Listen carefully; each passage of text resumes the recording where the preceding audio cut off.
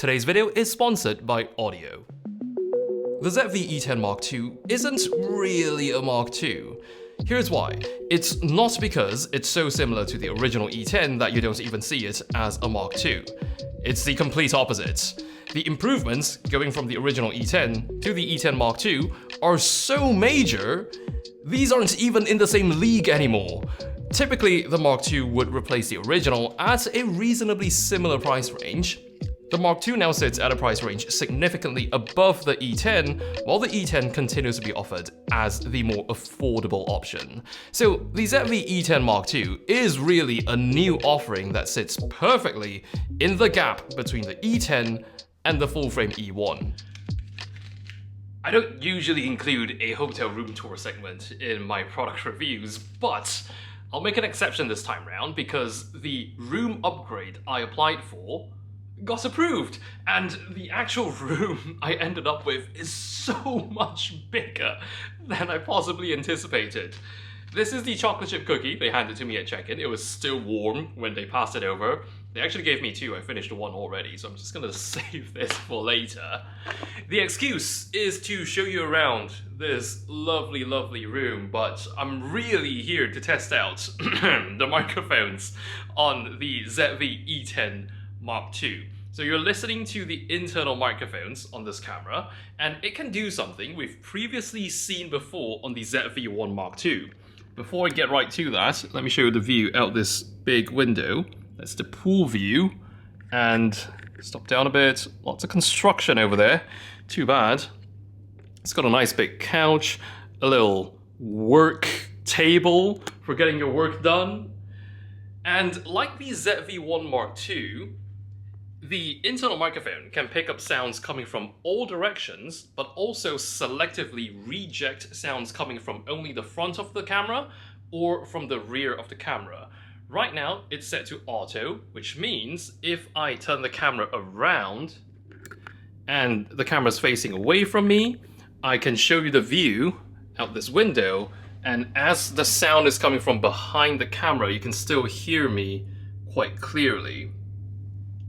And what's pretty cool is, by the way, that's Singapore in the distance, over the water. What's really cool is, I got completely stuck in the curtain here, is it lets you change the directivity from the touchscreen as you're recording. So right now it's set to auto. If I tap it once, it gets set to front. Tap it one more time, it goes all directions. Tap it one more time, it goes to rear. Let me show you the bathroom. Nice big bathtub and a huge mirror over here. So big. Me for scale. Bathroom. This is where the pooping happens. To show you the directivity of it all, it's now set back to auto. I'm gonna leave the tap running, so this should create a fair bit of noise. And I'm going to point the camera at me away from the noise. So the noise is coming from directly behind the camera. If I set the directivity to front, it's going to pick up my voice as I'm talking, and it's supposed to reject all that water noise that's coming from behind the camera. If I tap it one more time, it gets set to all directions, so it includes my voice talking to you, as well as the tap running in the background. Tap it once more, it gets set to rear, so right now it's rejecting my voice and picking up just the noise from the background. So let me go ahead and tap it one more time and set it back to auto, and once it detects a face in the frame, it's going to set it to front automatically. So let me go ahead and shut the tap off. And this is one of the biggest rooms I've checked into yet. Very big. The ZV-E10 Mark II is also compatible with Sony's newer digital microphones like the ECM M1 I've got here. In fact, actually let me put this on the camera real quick. And there we go. You're now listening to the ECM M1 going straight into the MI shoe of the ZV-E10 Mark II. And when I say it's fully compatible with digital microphones, that means if you were to use the M1 in its 4-channel mode, it works on the E10 Mark II. Since we're on the topic of audio, have you ever wanted to use a song in your vlog, but couldn't because of copyright? What if you could use AI to find you another song you could use which sounds similar. Our sponsor Audio has a feature which lets you do exactly that. If you come across a track on YouTube, TikTok, Spotify, or SoundCloud which would really fit your video, just copy the link for that track or video containing that track and paste it into Audio's Link Match AI tool.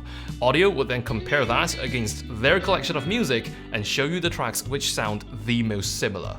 They've also recently just launched Elements, which gives you access to the individual instrumental stems for every single track, and this lets you customize the music to fit your project specifically, essentially giving you complete creative control to remix the track.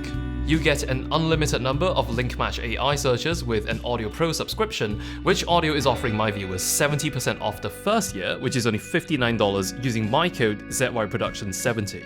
This includes unlimited sound effects downloads, unlimited music with Elements, along with unlimited Link Match AI searches.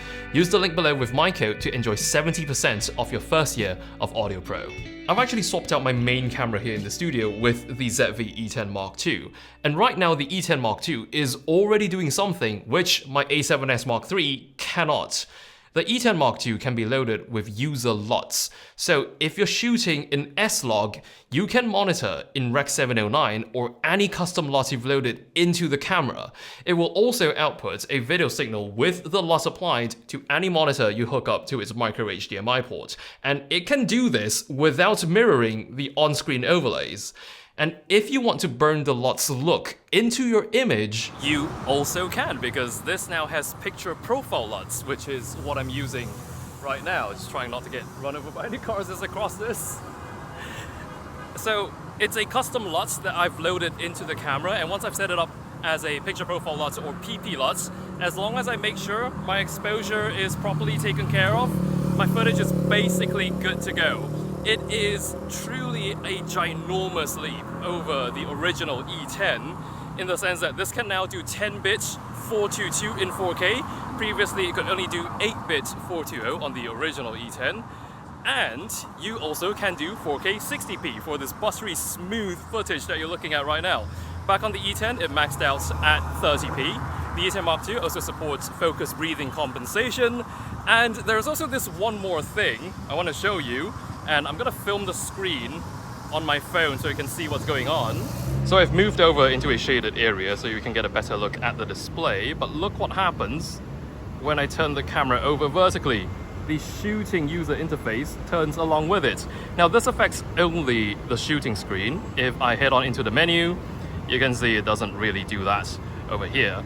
But for shooting vertical content, this is really a nice touch. One other thing to note is the original ZV-E10 was actually running on the old Bion's X processor. So the Mark II, now running on the newer XR, explains its ability to pull off a lot of these new features, as well as finally getting that new menu system and just way snappier response overall. Physically, the E10 Mark II is also quite different from the E10. It's actually much closer in layout to the ZV-E1. Biggest improvements you'll notice is how the power switch is now beside the shutter button. The mode toggle is now a much more sensible 3-position sliding switch instead of a cycle button, and the SD card slot is now easily accessible from the left edge of the camera instead of sitting by the battery compartment. The E10 Mark II also gets updated to using the now very standard FZ100 batteries, so very significant leap in battery life as well compared to the E10. This does also result in a thicker, more substantial grip that is a lot nicer to hold compared to the E10. The overall thickness of the Mark II is only slightly more than the E10, but the Mark II is actually a few grams lighter. When you pair it with its new kit lens, which is now also updated to Mark II and quite a bit lighter as well, it's really quite an effortless carry for such a well-performing camera. I will say though that the E10 Mark II is more for the video-focused user because this is now electronic shutter only, meaning it no longer has a mechanical shutter. But as long as you're not shooting particularly fast-moving subjects, it still serves its purpose as a very capable hybrid camera. And at 26 megapixels now as well, up from 24 on the E10. For video shooters, however, this Mark II really does pack a punch quite a bit beyond what was previously associated with the name of ZV-E10. It may have come at a pretty significant price bump, but at least it certainly got the substance to make up for it.